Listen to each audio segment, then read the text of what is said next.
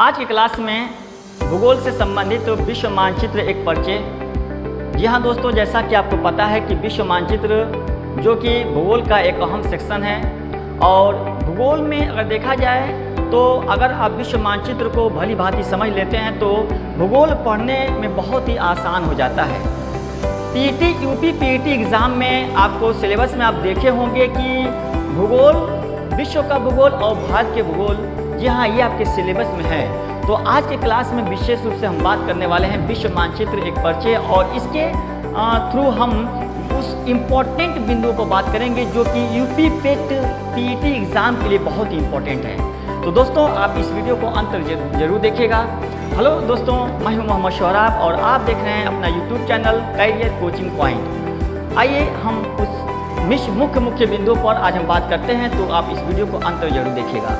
आप देख पा रहे हैं यहाँ आपके सामने विश्व का मानचित्र टूटी फूटी एक मानचित्र को दर्शाया गया है, और यहाँ पे आप देख पा रहे हैं कि क्या है। तो सबसे पहले हम बात करने वाले हैं महाद्वीपों के बारे में। आइए पहले बताएं कि महाद्वीप क्या होता है, और विश्व में देखा जाए तो कुल कितने महाद्वीप हैं और किस किस महाद्वीप की क्या क्या विशेषता है, आइए पहले उसको हम जानते हैं, ठीक है ना।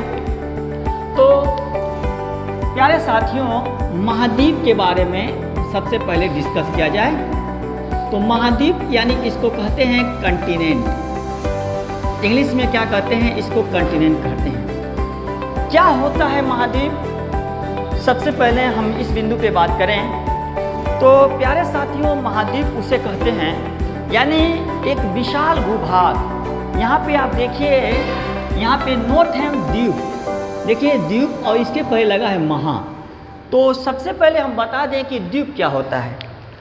प्यारे साथियों, द्वीप के बारे में अगर हम बात करें तो देखो, मान लो एक छोटा सा भूभाग है, छोटा सा, देख पा रहे हैं आप लोग, छोटा सा भूभाग, छोटा सा भूभाग, एक छोटा सा भूभाग जिसके चारों तरफ क्या हो, पानी हो, जल हो, इसी छोटे भूभाग को क्या कहते हैं, द्वीप कहते हैं।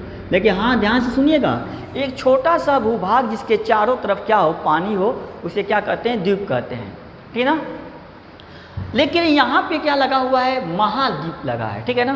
तो द्वीप से पहले महा लग गया तो ये तो कंफर्म हो गया ना कि महा का मतलब होता है विशाल यानी बड़ा। तो आप यूँ कह सकते हैं क्या कि एक विशाल भूभाग, ये पॉइंट क्लियर हो गया होगा। तो अब हम आते हैं यहाँ पे, क्या एक विशाल भूभाग, मान लो ये एक भूभाग है और यहाँ पे इसमें हम नोट कर दे रहे हैं क्या, एक विशाल भूभाग, एक विशाल भूभाग, एक विशाल भूभाग जिसके चारों तरफ क्या हो, सामान्यतः पानी हो। सामान्यतः शब्द यहाँ पे आप थोड़ा सा केयर कीजिएगा, सामान्यतः एक विशाल भूभाग जिसके चारों तरफ सामान्यतः पानी हो, उसी विशाल भूभाग को क्या कहते हैं, महाद्वीप कहते हैं। लेकिन सवाल ये है कि सर आपको इसमें सामान्यतः क्यों लगाए हैं, सामान्यतः शब्द क्यों यूज किए हैं। तो कुछ इस डेफिनेशन का कुछ अपवाद भी है, जैसे कि यूरोप और एशिया है। अभी हम बात करेंगे कि सामान्यतः शब्द क्यों लगाया गया है, ठीक है ना। तो पॉइंट क्लियर हो गया होगा कि महाद्वीप क्या होता है, एक विशाल भूभाग जिसके चारों तरफ क्या हो, पानी हो, उसी विशाल भूभाग को क्या कहते हैं, महाद्वीप कहते हैं। और छोटा सा भूभाग जिसके चारों तरफ पानी हो, क्या कहलाता है, द्वीप कहलाता है। तो देखिए दोनों पॉइंट आपके सामने है, छोटा सा भूभाग जिसके चारों तरफ पानी हो, द्वीप कहलाता है। एक विशाल भूभाग जिसके चारों तरफ पानी हो, क्या कहलाता है, महाद्वीप कहलाता है। पॉइंट क्लियर हो गया होगा। अब हम बात करते हैं, स्क्रीनशॉट लेना है तो नोट ले लें, और अगर आप सीरियस हैं तो कलम और कॉपी लेकर बैठें, क्योंकि जो पॉइंट आपके लिए इम्पॉर्टेंट लगे उसको नोट करते जाइए। जी हाँ, यूपी पेट एग्ज़ाम के लिए बहुत ही इम्पॉर्टेंट क्लास आज का होने वाला है, ठीक है ना। तो आइए देखते हैं, महाद्वीप क्लियर होगा। अब यहाँ पे सवाल ये है कि सर कुल कितने महाद्वीप हैं। तो यहाँ पे अगर देखा जाए तो विश्व में अगर देखा जाए तो कुल कितने महाद्वीप हैं, तो विश्व में कुल 7 महाद्वीप हैं, 7 महाद्वीप हैं, 7 महाद्वीप हैं। अब यहाँ पे आपको शायद कंफ्यूज हो रहा होगा, नहीं सर 8 महाद्वीप हैं। जी हाँ, 8वां महाद्वीप के रूप में जीलैंडिया को जाना जा रहा है, ठीक है ना। तो पहले आइए हम बात कर लेते हैं 7 महाद्वीपों के बारे में, ठीक है ना। तो विश्व में कुल 7 महाद्वीप हैं और उनका क्रम मैं डिसेंडिंग ऑर्डर में नोट कर रहा हूँ ना। डिसेंडिंग ऑर्डर मतलब क्या, अवरोही क्रम में नोट कर रहा हूँ, अवरोही क्रम, अवरोही क्रम यानी डिसेंडिंग ऑर्डर, ठीक ना, डिसेंडिंग ऑर्डर। तो आइए देखते हैं पहला कौन है। तो यहाँ पे देख पा रहे हैं, यहाँ पे थोड़ा सा मैं इसको इरेज कर रहा हूँ ताकि आपको जगह मिल जाए। विश्व में कुल 7 महाद्वीप हैं और वही क्रम में इसको हम नोट कर रहे हैं, लेकिन इसको मिटा रहे हैं पहले, ठीक है ना। देखिए अब 7 महाद्वीपों को यहाँ पे नोट किया जा रहा है। दोस्तों पहला है एशिया, पहला क्या है, एशिया। दूसरा नंबर पे अगर देखा जाए तो अफ्रीका, अफ्रीका। तीसरे नंबर पे है उत्तरी अमेरिका, उत्तरी अमेरिका। चौथे नंबर पे है दक्षिणी अमेरिका, दक्षिणी अमेरिका। पांचवें नंबर पे है अंटार्कटिका, अंटार्कटिका। छठवें नंबर पे अगर देखा जाए तो यूरोप है और 7वें नंबर पे है ओशिनिया, ओशिनिया, जिसको कि आप ऑस्ट्रेलिया के रूप में जानते हैं। और 8वां नंबर जो है नोट में, यहाँ पे मैं नोट कर रहा हूँ, नोट में 8वां महाद्वीप, 8वां महाद्वीप के रूप में, महाद्वीप के रूप में जीलैंडिया को, जीलैंडिया को देखा जा रहा है, ठीक है ना। तो यहाँ पे पॉइंट क्लियर हो गया दोस्तों कि यह है जो महाद्वीप मैं नोट किया हूँ, यह अवरोही क्रम में यानी डिसेंडिंग ऑर्डर में है, अवरोही क्रम में, ठीक है ना। तो आप देख पा रहे हैं आपके सामने ये 7 महाद्वीप हैं और इन 7 महाद्वीप का अगर क्रम नोट कर लेते हैं, अगर याद कर लेते हैं, तो उम्मीद है यहाँ से अगर क्वेश्चन आएगा तो आप मिस नहीं करेंगे। आइए आपके सामने ये है कैसे क्वेश्चन पूछा जा सकता है आपके एग्जाम में, ठीक है ना। तो दोस्तों क्वेश्चन ये पूछा जा सकता है कि विश्व का, सिंपली क्वेश्चन कैसे पूछेगा कि विश्व का सबसे बड़ा महाद्वीप कौन सा है। तो आप देख पा रहे हैं क्या, सबसे बड़ा महाद्वीप देख पा रहे हैं क्या, यहाँ पे सबसे बड़ा एशिया क्या है, सबसे बड़ा। और यहाँ पे छोटे के बाद में देखा जाए तो 7वां ओशिनिया यानी ऑस्ट्रेलिया क्या है, सबसे छोटा, सबसे छोटा। क्लियर हो गया। तो ये था सबसे बड़ा और ये सबसे छोटा। लेकिन हो सकता है कि आपको अलग तरह से क्वेश्चन मिल जाए कि क्वेश्चन इस तरह पूछा जा सकता है कि निम्नलिखित में से विश्व का सबसे बड़ा महाद्वीप कौन सा है, निम्नलिखित में, और ऑप्शन दे दिया Europe, option B Australia, option C उत्तरी अमेरिका, ऑप्शन डी अंटार्कटिका। तो यहाँ पे अफ्रीका और एशिया को ना ढूंढिएगा, यहाँ पे अगर ये क्रम याद है तो आप कर ले जाएंगे इसका आंसर, क्योंकि यहाँ पे निम्नलिखित में से पूछा जा रहा है तो इसमें उत्तरी अमेरिका महाद्वीप को ले लें, क्योंकि ऑप्शन में उत्तरी अमेरिका महाद्वीप था, एशिया और अफ्रीका नहीं था, ठीक है ना। तो आप इस तरह से भी क्वेश्चन का सामना आप कर सकते हैं, ठीक है ना। तो ये था 7 महाद्वीप। आइए पहले 7 महाद्वीपों का परिचय करा दें कि आखिर में ये 7 महाद्वीप कहाँ पे हैं, ठीक है ना। तो देखिए सबसे पहले हम बात कर रहे हैं ये एशिया। तो देखिएगा एशिया ये है कहाँ पे, देखिए ये है एशिया, इसके बारे में अभी हम बात करेंगे, ये है एशिया। लेकिन यहाँ पे थोड़ा सा आपको पॉइंट को हम कुछ और बताना चाह रहे हैं। एशिया को थोड़ा सा हम यहाँ रुक रहे हैं, अफ्रीका को देखा जाए, अफ्रीका को, अफ्रीका महाद्वीप जो विश्व का दूसरा सबसे बड़ा महाद्वीप है, देखिए ये है अफ्रीका, आप देख पा रहे हैं अफ्रीका। उसके बाद गौर करिएगा यह दूसरे नंबर पे है और तीसरे नंबर पे देखिए दिया है उत्तरी अमेरिका।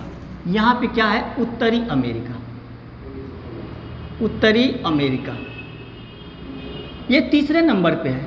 प्यारे साथियों अगर चौथे नंबर पे बात किया जाए तो यह है दक्षिणी अमेरिका। यह है क्या, दक्षिणी अमेरिका, दक्षिणी अमेरिका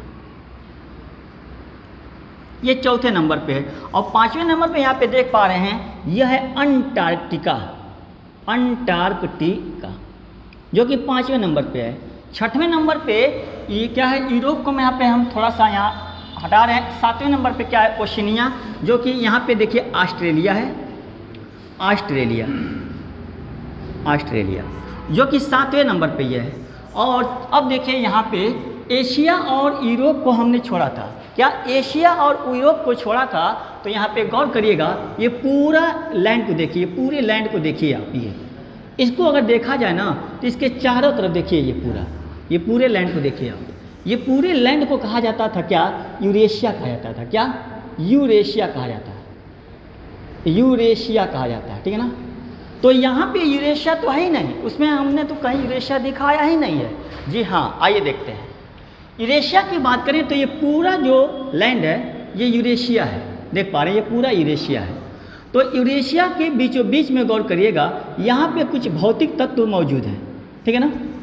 और इन भौतिक तत्वों को देखा जाए तो यहाँ पे देख पा रहे हैं यह यूराल पर्वत है। कौन सा पर्वत है, यूराल पर्वत है दोस्तों, यहाँ पे ये यूराल पर्वत है। उसके बाद गौर करिएगा, यहाँ पे एक जलाशय जिसका नाम है कैस्पियन सागर, कैस्पियन सागर देख पा रहे हैं आप। और यहाँ पे देखिए एक पर्वत, यहाँ पे एक और पर्वत दिखाया जा रहा है, इसका नाम है काकेकश, काकेकश पर्वत। और यहाँ पे देखिएगा एक जलाशय है जिसका नाम है काला सागर। यहाँ पे थोड़ा सा पॉइंट को नोट करिए, ये है काला सागर, काला सागर।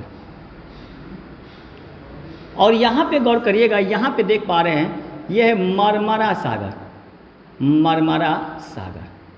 तो ये 5 भौतिक तत्व इस तरह मौजूद यहाँ पे है ना। यूरेशिया के लगभग देखा जाए तो यहाँ पे 5 भौतिक तत्व इस तरह मौजूद हैं कि इस यूरेशिया को 2 भागों में विभाजित करते हैं। इसीलिए इस यूरेशिया को 2 भागों में यहाँ पे विभाजित कर दिया गया और यूरे से बना दिया गया क्या, यूरोप। यूरे से क्या बना दिया गया, यूरोप। और शिया से बना दिया गया क्या, एशिया, है ना। तो इस तरह देखा जाए तो एशिया सबसे बड़ा होता है और यूरोप की अगर बात की जाए तो ये 6वें नंबर पे आता है। तो दोस्तों यूरेशिया को 2 भागों में डिवाइड किया गया, एक है यूरोप और दूसरा क्या है, एशिया।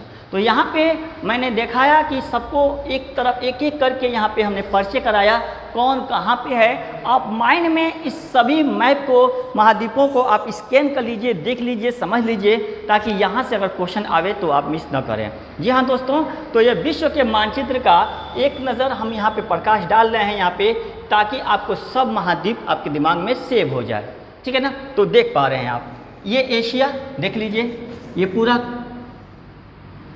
एशिया है। इधर देखा जाए दूसरे नंबर पे कौन है, ये देखिए अफ्रीका महाद्वीप है।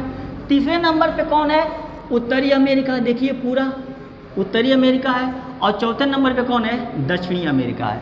5वें नंबर पे देख रहे हैं अंटार्कटिका। 6वें नंबर पे कौन है, यूरोप। और 7वें नंबर यूरोप, देखिए ये यूरोप है। और 7वें नंबर पे कौन है, ऑस्ट्रेलिया। दोस्तों यहाँ पे ओशिनिया लिखा गया है। जी हाँ, आइए समझते हैं। ऑस्ट्रेलिया के पूरब में यहाँ पे 4 ऐसे देश हैं यहाँ पे, ठीक है ना, कि ऑस्ट्रेलिया के पूरब में एक का नाम है माइक्रोनेशिया, एक का नाम है मेलानेशिया, एक का नाम है पॉलिनेशिया और एक है ऑस्ट्रेलिया। दोस्तों इन चारों को एक साथ बोला जाता है ओशिनिया। क्या क्या आप देखना चाहें, नोट करना चाहें तो नोट कर लीजिएगा। ओशिनिया में कौन कौन आते हैं, तो एक है माइक्रोनेशिया, माइक्रोनेशिया, एक है मेलानेशिया, मेलानेशिया, और एक है पॉलिनेशिया, पॉलिनेशिया, पॉलिनेशिया, और एक है चौथे नंबर पे ऑस्ट्रेलिया। दोस्तों अगर देखा जाए ना तो इन चारों को एक साथ बोला जाता है क्या, ओशिनिया, ओशिनिया। इन चारों में देखा जाए तो सबसे बड़ा क्या होता है, सबसे बड़ा देश जो है ऑस्ट्रेलिया है। इसीलिए इस महाद्वीप को ऑस्ट्रेलिया महाद्वीप के नाम से जानते हैं, ठीक है ना। तो उम्मीद है पॉइंट क्लियर हो गया होगा। आइए अब देखते हैं कि ये सभी महाद्वीपों की क्या विशेषता है और यहाँ पे कुछ ऐसे महाद्वीप हैं, एक महाद्वीप दूसरे महाद्वीप से किस जल संधि से अलग है, किस जलाशय से अलग है, पहले इस पर हम बात करेंगे, ठीक है ना। तो यहाँ पे देखिए एशिया को अगर देखा जाए, यहाँ पे आप लोग इसका स्क्रीनशॉट ले लें ताकि आगे के पॉइंट हम बात करें, आगे पॉइंट पे। उम्मीद है आप लोग स्क्रीनशॉट ले लिए होंगे।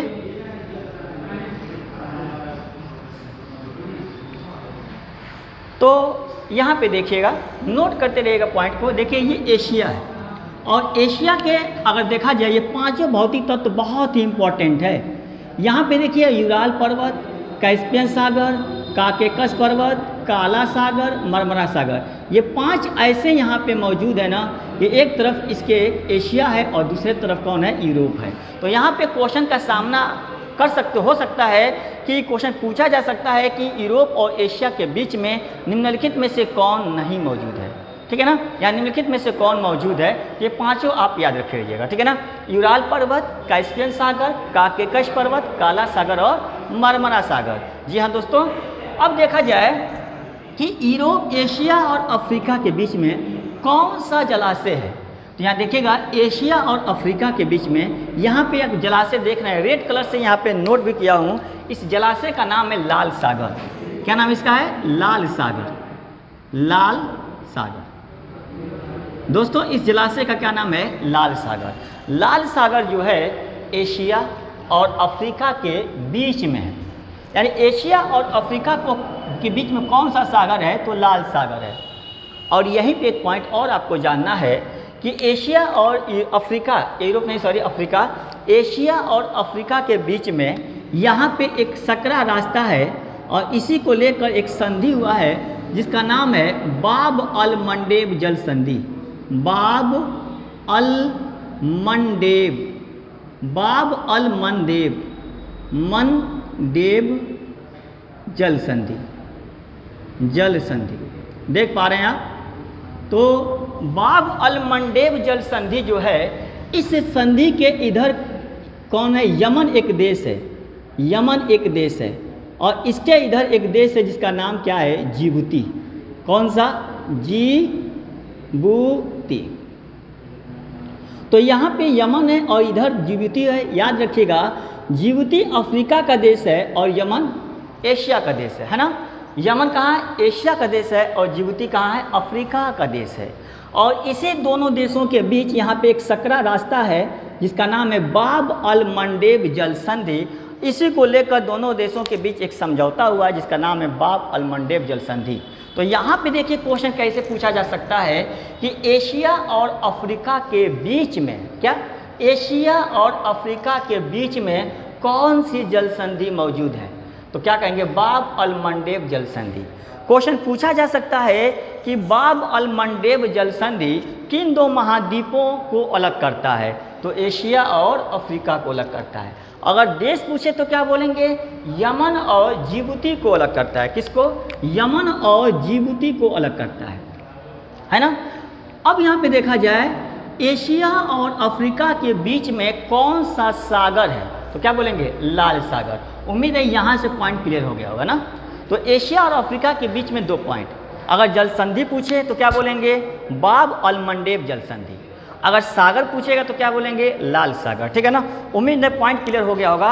अब हम बात करते हैं अगला, ठीक है ना, कि आगे कौन सा जलाशय है जो एशिया और उत्तरी अमेरिका को अलग करता है।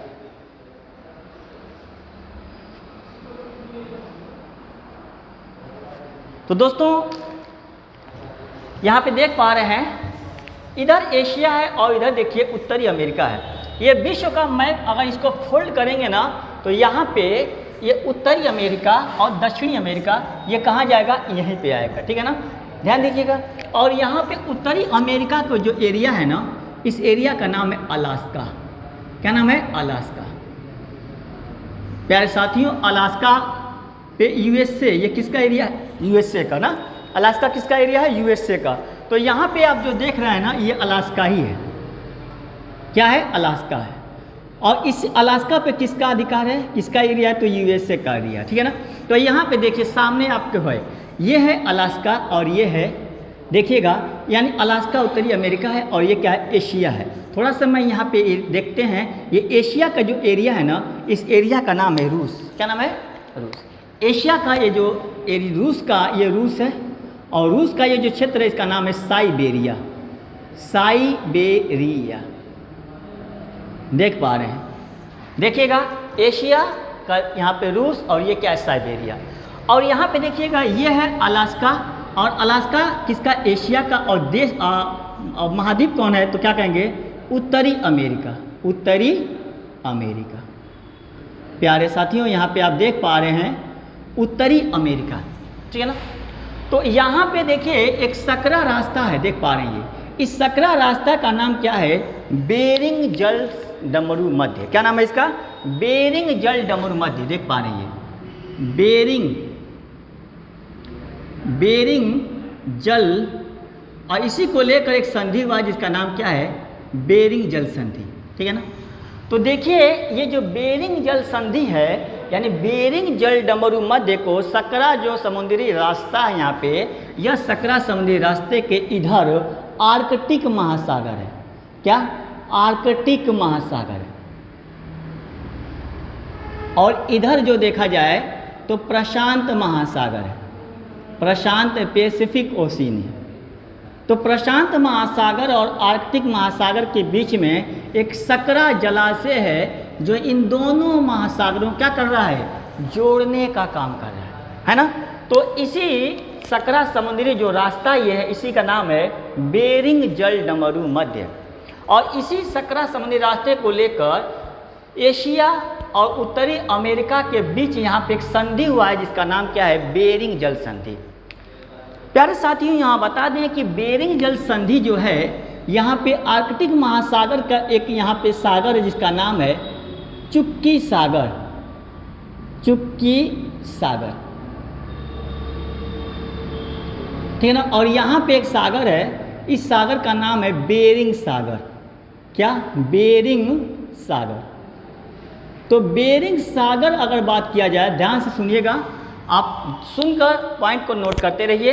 यहाँ पे देख लीजिएगा, ये है चुप्की सागर, यहाँ पे देखिए ये है चुप्की सागर और ये है बेरिंग सागर। तो चुप्की सागर आर्कटिक महासागर का हिस्सा है और बेरिंग सागर जो है प्रशांत महासागर का हिस्सा है। इन दोनों सागरों यानी इन दोनों महासागरों को जोड़ने वाली जल संधि का नाम क्या है? बेरिंग जल संधि। तो आप यहाँ पे पॉइंट को ध्यान से देखिएगा कि बेरिंग जल संधि किन दो जलाशयों को जोड़ती है। अगर महासागर पूछेगा तो प्रशांत महासागर और आर्कटिक महासागर को जोड़ती है।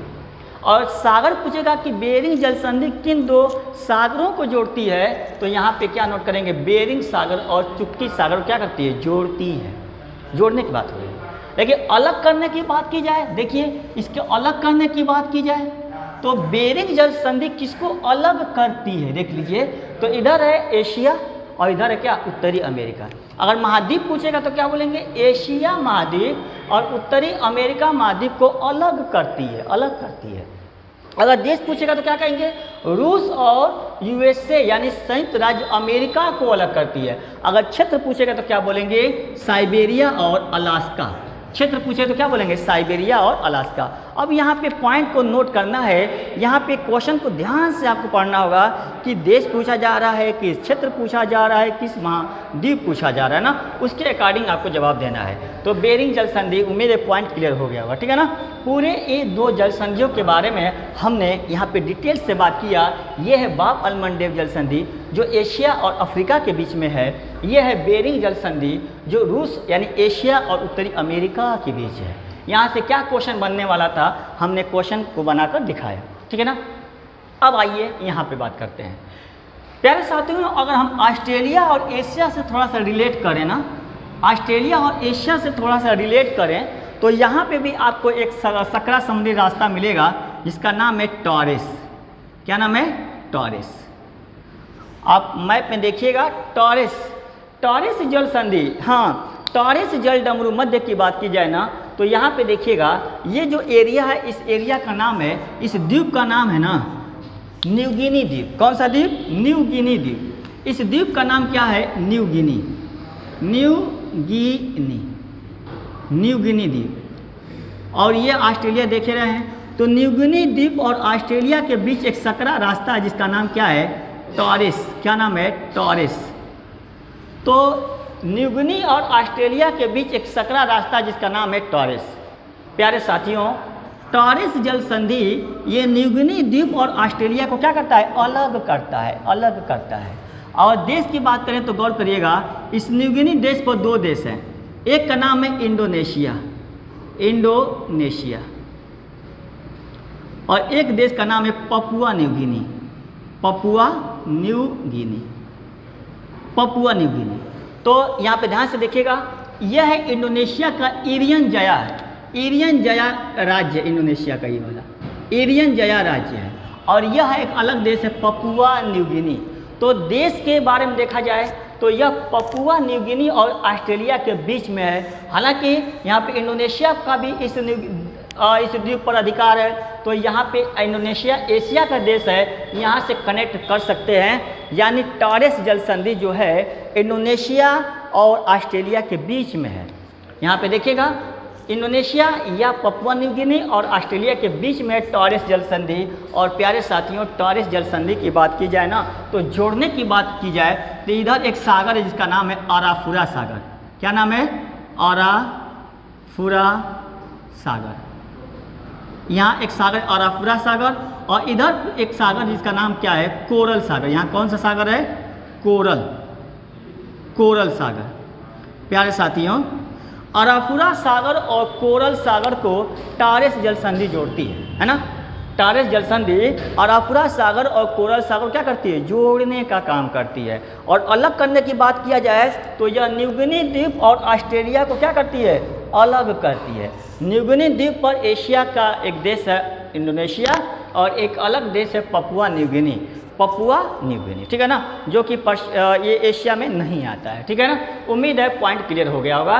तो टॉरेस जल संधि आपने देखा, बेरिंग जल संधि आपने देखा और बाब अलमंडेव जल संधि आपने देखा दोस्तों, ठीक है ना। अब आइए एशिया का थोड़ा सा हम कनेक्ट कर रहे हैं, रिलेट कर रहे हैं एशिया और यूरोप के बीच, ठीक है ना। एशिया और यूरोप के बीच में भी कोई ऐसा जल संधि है? हाँ है। आइए देखते हैं इसको। प्यारे साथियों, यहाँ पे देख पा रहे हैं, ये देखिए थोड़ा सा ये पॉइंट को, यहाँ पे ये काला सागर है और ये मरमरा सागर है। काला सागर और मरमरा सागर के बीच में एक सकरा रास्ता यहाँ पे देख पा रहे हैं। तो इसके बीच जो एक सकरा रास्ता है, इसका नाम क्या है? ये जो बीच में जो सकरा रास्ता है यह है बॉस्फोरस जल संधि। बॉस्फोरस जल संधि, बॉस्फोरस जल संधि, जल संधि। प्यारे साथियों, बॉस्फोरस जल संधि की बात की जाए तो एक तरफ इधर काला सागर है और इधर क्या है? मरमरा सागर है। और इस बॉस्फोरस जल संधि के ऊपर यहाँ पे एरिया जो है ये तुर्की का इस्तांबुल एरिया है और नीचे मेन तुर्की है, मेन तुर्की है। और ये है इस्तांबुल एरिया, तुर्की का इस्तांबुल एरिया, इस्तांबुल। तो इस्तांबुल जो कि यूरोप में है और ये जो अनातोलिया का पठार जो तुर्की है यह तुर्कमेन तुर्की है, ठीक ना। तो यह अनातोलिया का पठार यानी ये तुर्की का मेन हिस्सा है और ये तुर्की का जो यूरोप वाला हिस्सा उसका नाम क्या है? इस्तांबुल नाम है, ठीक है ना। तो इसके बीच एक संधि है जिसका नाम है बॉस्फोरस जल संधि। हाँ, ध्यान से देखिएगा, बॉस्फोरस जल संधि को ध्यान से देखिएगा। एक तरफ काला सागर है और दूसरी तरफ क्या है? मरमरा सागर है। तो यह किन दो सागरों को जोड़ती है? तो काला सागर और मरमरा सागर क्या करती है? यह जोड़ने का काम करती है। और किन दो महाद्वीपों को अलग करती है? तो यूरोप महाद्वीप और एशिया महाद्वीप क्या करती है? अलग करती है। देश की बात करें तो एक ही देश है तुर्की, मेन तुर्की और तुर्की का इस्तांबुल एरिया क्या करती है? अलग करती है, ठीक है ना। उम्मीद है ये पॉइंट क्लियर हो गया होगा।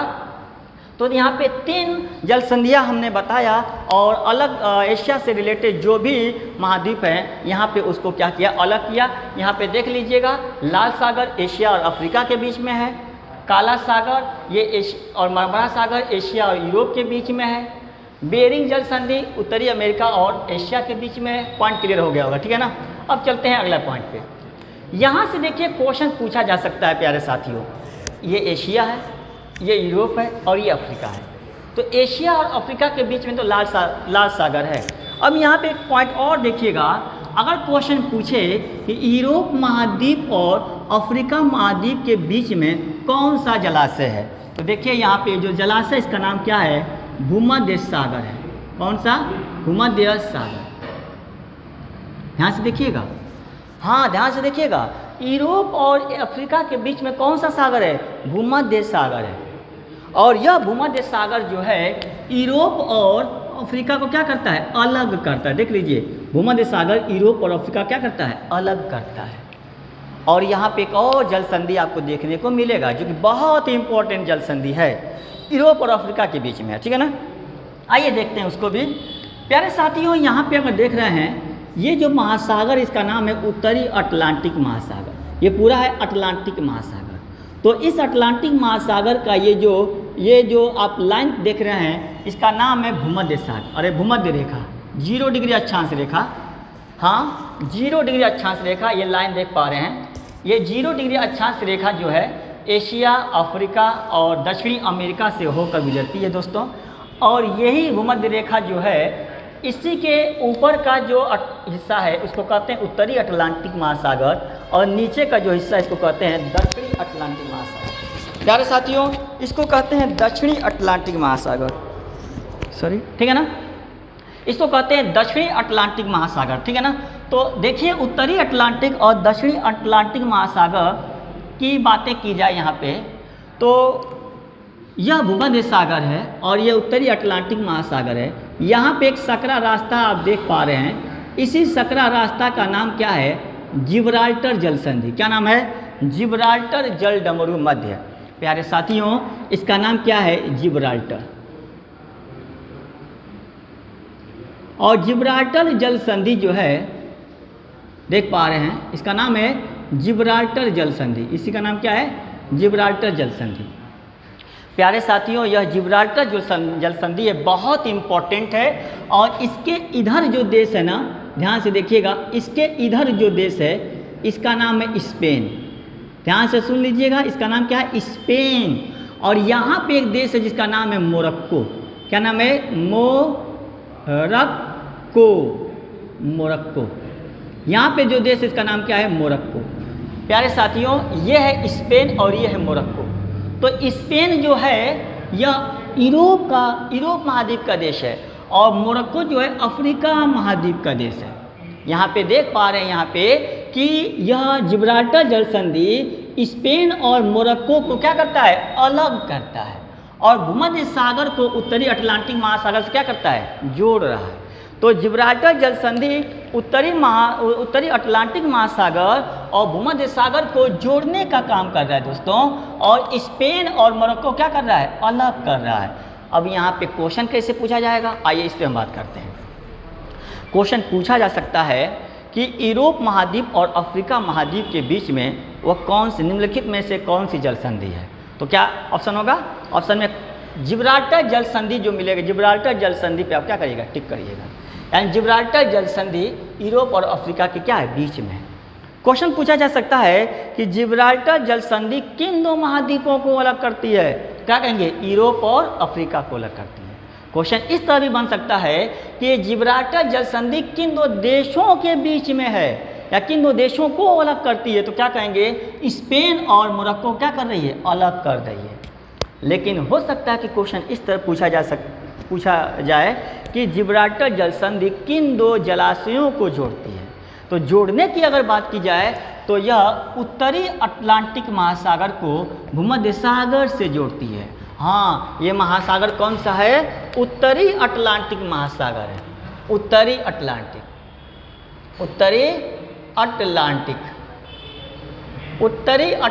महासागर है प्यारे साथी, है ना। तो उत्तरी अटलांटिक महासागर को भूमध्य सागर से जोड़ने वाली जल संधि का नाम क्या है, जिब्राल्टर जल संधि। और यहाँ पे आपको बता दें कि बहुत इंपॉर्टेंट पॉइंट है, जीएस का सुपरहिट क्वेश्चन यहाँ पे, कि भूमध्य सागर की कुंजी किसे कहते हैं। यहाँ से देखिएगा, भूमध्य सागर की कुंजी किसे कहते हैं। तो प्यारे साथियों, भूमध्य सागर की कुंजी इसी को कहा जाता है, किसको, जिब्राल्टर जल संधि को ही भूमध्य सागर की कुंजी कहते हैं। पॉइंट नोट करिएगा, इसी जल संधि को क्या बोलते हैं, भूमध्य सागर की कुंजी बोलते हैं, भूमध्य सागर की कुंजी, है ना। तो भूमध्य सागर की कुंजी किसे बोलते हैं, जिब्राल्टर जल संधि को बोला जाता है, ठीक है ना। तो उम्मीद है ये पॉइंट क्लियर हो गया होगा। तो एशिया, यूरोप, अफ्रीका, ऑस्ट्रेलिया और उत्तरी अमेरिका के बीच में कौन कौन सी जल संधियाँ हैं, इसके बारे में हमने डिटेल से चर्चा किया, ठीक है ना। अब हम बात करते हैं कुछ महाद्वीपों के बारे में, कुछ महाद्वीपों की विशेषताएं। प्यारे साथियों, कुछ महाद्वीपों की विशेषताओं में यहाँ पे बात करते हैं कि जो कि यूपी पीटी एग्ज़ाम के लिए बहुत ही इम्पोर्टेंट है। आइए इसको देखते हैं।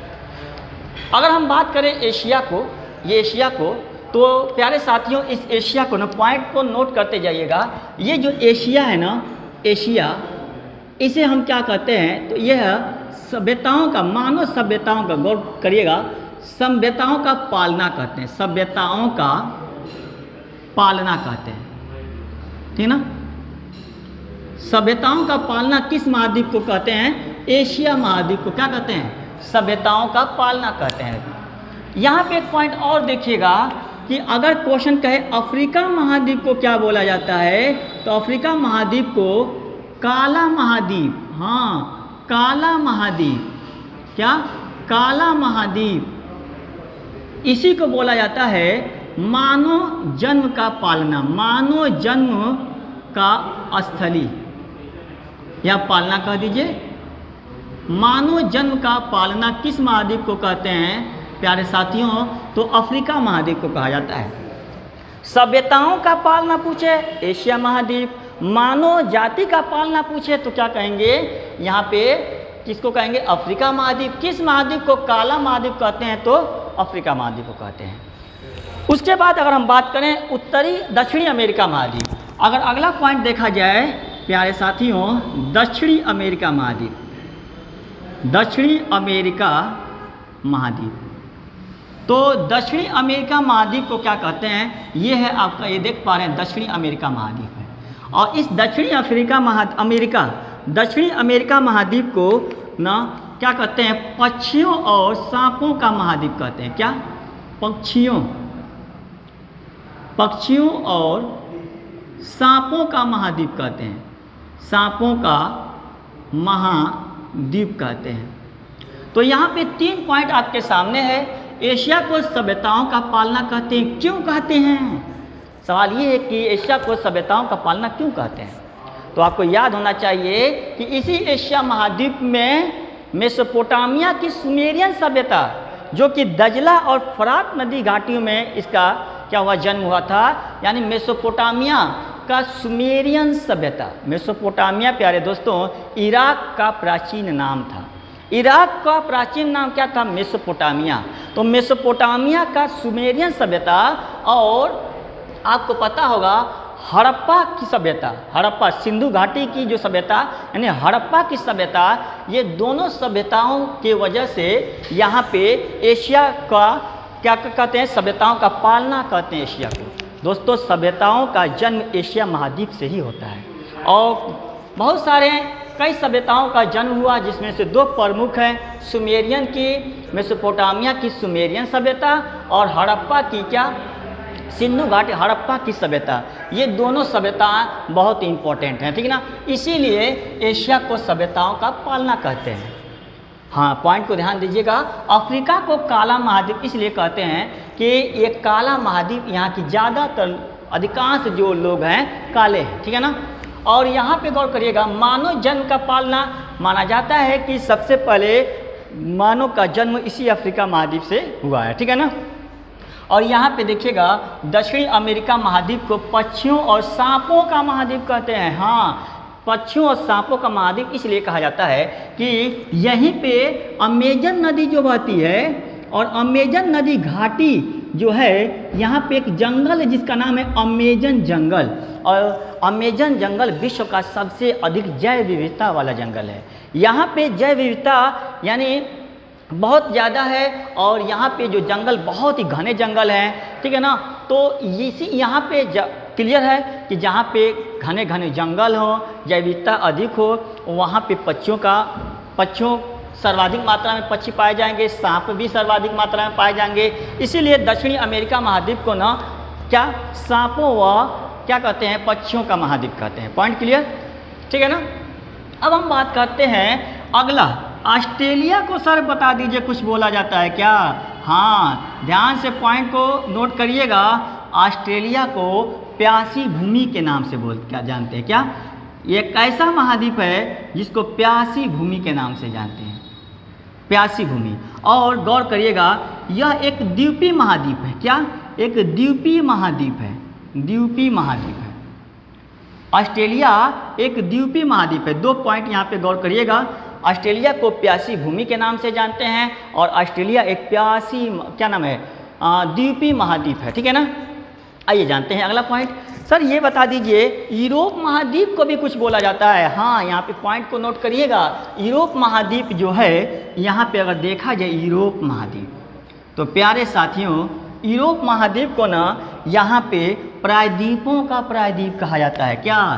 प्रायद्वीपों का प्रायद्वीप कहा जाता है। क्यों कहा जाता है? तो यूरोप महाद्वीप को प्रायद्वीपों का प्रायद्वीप इसलिए कहा जाता है ना कि ये जो यूरोप महाद्वीप है, पहले तो यहाँ पे बहुत सारे प्रायद्वीप हैं। यहाँ देख लीजिएगा आइबेरिया का प्रायद्वीप, यहाँ पे देख लीजिएगा जुटलैंड का प्रायद्वीप, ये है जुटलैंड प्रायद्वीप। ये आप देख पा रहे हैं स्कैंडिनेविया का प्रायद्वीप, यहाँ पे इटली का प्रायद्वीप। तो बहुत सारे प्रायद्वीप हैं। और यहाँ पे देखिएगा कोला प्रायद्वीप, यहाँ पे गौर करिएगा, ये है आपका कोला प्रायद्वीप। यहाँ पे देखिए ये कोला प्रायद्वीप। तो कोला प्रायद्वीप ध्यान सुनिएगा, कोला प्रायद्वीप, स्कैंडिनेविया का प्रायद्वीप, जुटलैंड का प्रायद्वीप, आइबेरिया का प्रायद्वीप, इटली प्रायद्वीप, ये प्रायद्वीप ही प्रायद्वीप है यूरोप महाद्वीप में। और खुद यूरोप जो है ना एक प्रायद्वीप है। और प्रायद्वीप होता क्या है? सवाल तो ये है, प्रायद्वीप होता क्या है सर, बता दीजिए। तो प्यारे साथियों प्रायद्वीप उसे कहते हैं, यहाँ देख पा रहे हैं, कोई ऐसा भूखंड जिसके तीनों तरफ क्या हो? पानी हो। ऐसा कोई भूखंड जिसके तीनों तरफ क्या हो? पानी, केवल तीनों तरफ। एक ऐसा भूखंड जिसके तीनों तरफ पानी हो क्या कहलाएगा? प्रायद्वीप कहलाता है। एक ऐसा भूखंड जिसके तीनों तरफ क्या हो? पानी हो, प्रायद्वीप कहलाता है, ठीक है ना। तो इस तरह देखा जाए तो ये कई सारे प्रायद्वीप हैं और यूरोप महाद्वीप खुद एक प्रायद्वीप के रूप में देखा जाता है। इसीलिए यूरोप महाद्वीप को क्या कहते हैं? प्रायद्वीपों का प्रायद्वीप कहते हैं। और यहाँ पे एक पॉइंट और आपको जानना है कि यूरोप महाद्वीप एक ऐसा महाद्वीप है प्यारे साथियों। पहला पॉइंट तो हो गया। दूसरा पॉइंट ये है कि यहाँ पे एक भी मरुस्थल नहीं है। यहाँ पर एक भी मरुस्थल नहीं, एक भी मरुस्थल नहीं देखने को मिलता है। मरुस्थल नहीं है यूरोप महाद्वीप में, एक भी, जहाँ पर एक भी मरुस्थल नहीं देखने को मिलता है, ठीक है ना। तो यह है यूरोप महाद्वीप के बारे में, ठीक है ना। अब आइए देखते हैं वह कौन सा महाद्वीप है। सर 4 महाद्वीपों के बारे में आपने इसकी कुछ विशेषता के बारे में बताया जो कि पीटी एग्ज़ाम के लिए बहुत इंपॉर्टेंट है। उसके बाद अगर देखा जाए तो एक और महाद्वीप है जिसको गतिशील महाद्वीप बोलते हैं, सफ़ेद महाद्वीप बोलते हैं। पॉइंट तो क्लियर हो गया होगा। अब आपको क्लियर हो गया होगा किस महाद्वीप को सफ़ेद महाद्वीप बोलते हैं। प्यारे साथियों इसका पहले आप स्क्रीनशॉट ले लें।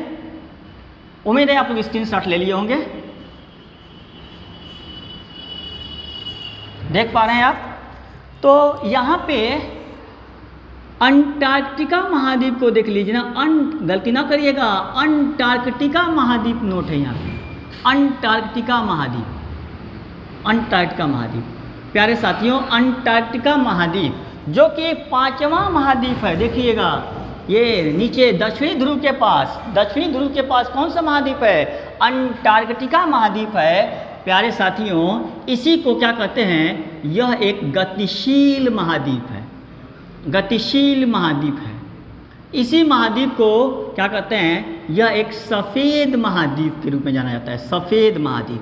ऐसा क्यों सर बता दीजिए, आखिर ऐसा क्या है इसमें कि इसको गतिशील महाद्वीप या सफ़ेद महाद्वीप कहा जाता है? प्यारे साथियों यह जो महाद्वीप है ना ये वर्ष भर बर्फ से ढका रहता है। तो जाहिर सी बात है जहाँ वर्ष भर बर्फ से ढका रहेगा तो दिखने में कैसा लगेगा? सफ़ेद सफ़ेद दिखाई देगा, इसीलिए इसको सफ़ेद महाद्वीप बोल देते हैं। और चूँकि जगह जगह पे सूर्य की किरणें, कहीं सूर्य की किरणें जब पड़ती है तो गौर करिएगा, सूर्य किरणें जब इस महाद्वीप की तरफ पड़ता है, तिरछी पड़ती है, तो जहाँ जहाँ का बर्फ़ पिघल जाता है वहाँ की भूमि दिखने लगता है। तो वहाँ की भूमि जब दिखने लगता है तो कभी यहाँ का बर्फ़ पिघला, कहीं यहाँ का बर्फ़ पिघला, कभी यहाँ का बर्फ़ पिघला, तो अलग अलग एरिया का अलग अलग जगह पे बर्फ़ पिघल जाता है। तो जहाँ जहाँ पिघलता है वहाँ वहाँ पे उसका भूखंड दिखाई देता है। तो कभी यहाँ पिघलता है तो वहाँ का दिखाई देता है, कभी वहाँ पैक हो जाता है, कहीं दूसरे जगह का पिघलता है। तो इस तरह अलग अलग वर्ष में अलग अलग जगहों पे बर्फ़ पिघल जाता है, तो वहाँ पे वो भूखंड दिखाई देता है। इसीलिए कहा जाता है कि यह कहीं जगह क्या है, मूव कर रहा है, यह महाद्वीप क्या कर रहा है, गति कर रहा है, इसीलिए इसको गतिशील महाद्वीप बोल देते हैं। कोई दिक्कत यहाँ पे? ये है आपका महाद्वीप। और उसके बाद एक पॉइंट और आपको जानना है, उत्तरी अमेरिका महाद्वीप को थोड़ा सा देखिए। उत्तरी अमेरिका महाद्वीप एक ऐसा महाद्वीप है जहाँ का जितने भी यहाँ पे देश हैं कोई भी स्थलबद्ध नहीं है। यानी उत्तरी अमेरिका महाद्वीप एक ऐसा महाद्वीप है जहाँ पे कोई भी देश क्या है, लैंड लॉक्ड नहीं है। यानी इसके मुख्य भूभाग पे कुल 10 देश आते हैं। उत्तरी अमेरिका महाद्वीप के मुख्य भूभाग से कुल 10 देश लगे हुए हैं और इन 10 देश में कोई भी ऐसा देश नहीं है जो लैंड लॉक्ड हो। तो इसीलिए उत्तरी अमेरिका महाद्वीप, पॉइंट को नोट करिएगा कि उत्तरी अमेरिका क्या कोई भी देश क्या हो, कोई भी देश स्थलबद्ध नहीं है, स्थलबद्ध यानी लैंड लॉक्ड नहीं है। यानी सभी के सभी देश क्या है, तट पर हैं। सभी के सभी देश क्या हैं, तट पे हैं, ठीक है ना। इनमें से 3 प्रमुख देश हैं, आपको पता होगा। यहाँ पे गौर करिएगा, इसको हम इरेज कर रहे हैं।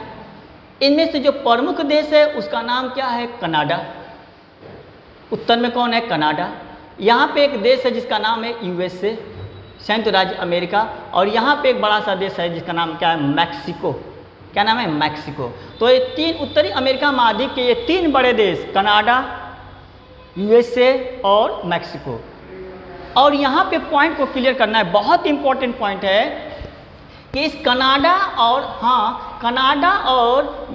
USA के बीच यहाँ पे 5 झील हैं। यहाँ पे झीलों का एक श्रृंखला दिखाई देता है और 1 2 3 4 5 और इन्हीं झीलों की श्रृंखला को कहते हैं ग्रेट लैक्स, ठीक है ना।